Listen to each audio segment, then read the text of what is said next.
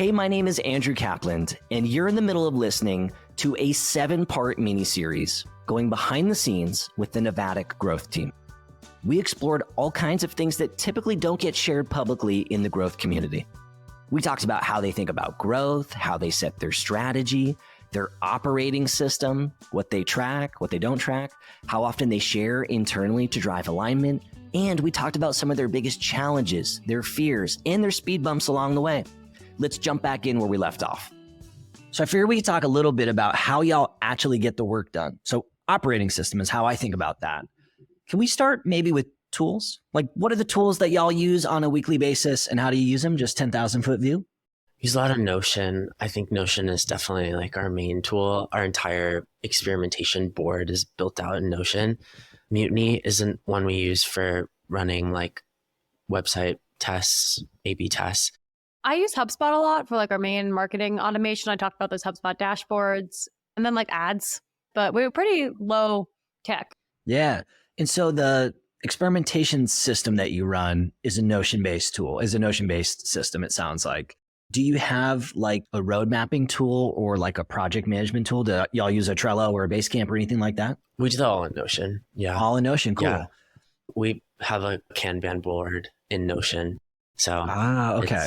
Yeah. And then like each experiment is basically its own card and then we'll like move it down. So we didn't really like explore Trello or some of those other ones because able to just keep it all in Notion. Yeah. And what are the columns in the Kanban board? We'll have like a backlog column and those are more things we're starting to scope out. And then that's separate from the company-wide backlog. And then there's a scoping column, a running column, like an analysis column if it's being written about basically. And then we split it into successes and learners. Oh, that's cool. So it's filtered in there. Yeah, it's filtered. And then there's like a tab in that board. This might be too tactical, but it then pulls the experiments that are winners and the experiments that are learners. And for each of them, there's like a call out in the page where it's like, this was the key learning. So it's like really easy to have a library of these were our winners, these were our learners, and we can just filter by that. That's cool. And what's the rough breakdown, winners and learners? We just started our growth experimentation process, but I think we're expecting like 80% of our experiments will be learners. Yeah. We're very comfortable with that. So we've had one big win since we launched, and we probably launched around like 10 experiments. So tracking towards that. A lot are still running, I'd say. Yeah, most of them are running still. So. Yeah, and I'm going to shout out Raman a little more. He also built graphs in this Notion doc. So we have the board, and then above we have some graphs that show what percentage of these experiments relate to product, marketing, or we have a whole column for interactive demos. And then which ones are learners, which ones are winners, how many are being prepared, how many are being run. You can super high level see, okay, what does the growth team do? And like, where are they spending their time? I got to get in on Notion, man. Everybody's using Notion. I feel old school because I ran a very similar system in Google Sheets. So I had a million Google Sheets with all these different tabs, and then we would actually run the experiments in Trello that would link to the Google tabs. But like, man, Notion is a different game. Yeah, it's nice because we can just stay in one little, we call it like the growth experimentation home base. Everything's there, even just our full like guiding philosophy, like constraints, like flow charts for how we pick experiments. All of that just lives in our growth board. Yeah. And have y'all formalized an artifact probably in Notion that outlines all of this? Like that outlines how it works and your philosophy on testing and the operating principles and all of that? We have a flow chart too of how do we pick an experiment and agree that it's something we're going to run. These are our constraints. These are our philosophy, our like guiding principles. So all of that's written down in this home base. And what's the name of that document? Sorry to interrupt. The home base. Yeah. The home base. Growth experimentation home base. Nice. And that way also part of what I love about it is like people across the company can go into it. And especially when we were launching the experimentation board, it was really nice for people to read through it because a lot of people just like don't have a great idea of what a growth experiment is or what growth is, and made it really easy for people to just read about how we're thinking about this, like why we think it's the right time for us to scale this. Just like a one place for all of that to live. Yeah, I love that. I used to call mine my growth operations manual.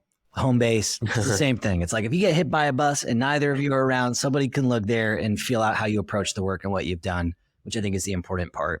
Can you talk us through a week in the life? Like, what does a typical week look like for the two of you? What meetings are a part of that week, and kind of what are the important checkpoints? Yeah, I can talk the high level meetings. And then at this point, like I'm doing a lot of marketing work. So I think Rob can touch a little more on like the day to day of growth. But high level, we decided on, we have a weekly experimentation meeting, Mondays at a day.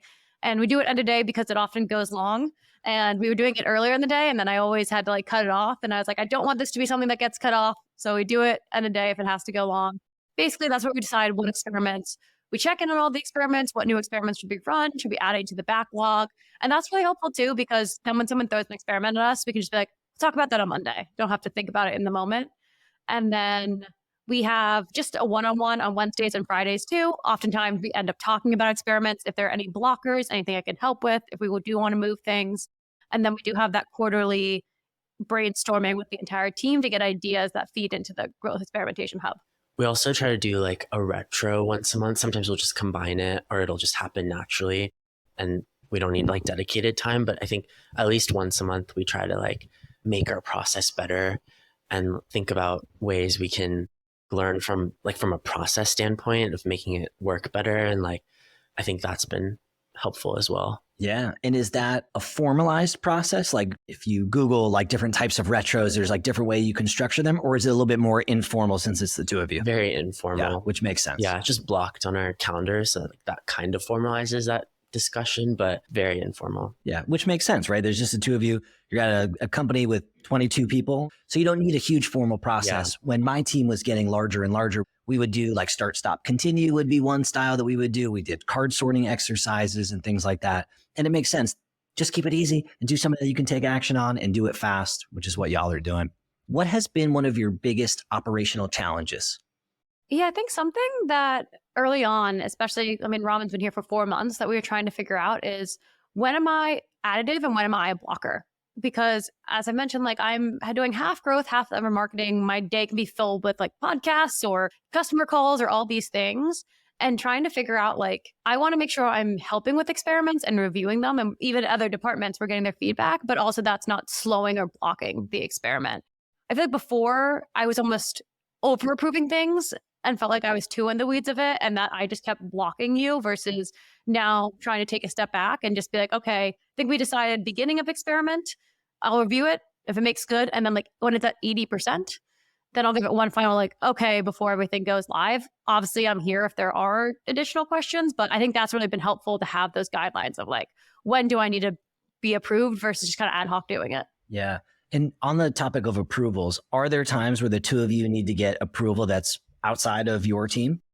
For the most part, we have a lot of control, like freedom to try a bunch of different experiments. What's nice is like our process is so public anyway, and people know what we're working on. People kind of can see what our backlog is. And so in our one-on-ones or just naturally, people will Slack us and talk to us about it. I think we're able to mitigate some of that before we actually launch an experiment or like need to get to a point where we need approval. And that's the benefit too of just having everything so public for us. I'm going to ask a specific question. If y'all were going to run pricing experimentation, who would need to be involved in that approval process?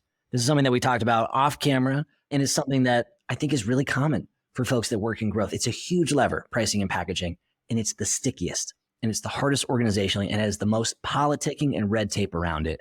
And so I'm curious, for something like that, who would need to be involved and what checks and balances might be in place? Yeah, 100% sales. And kind of to your question before about approvals, I'd say we try to do a good job of still like consulting.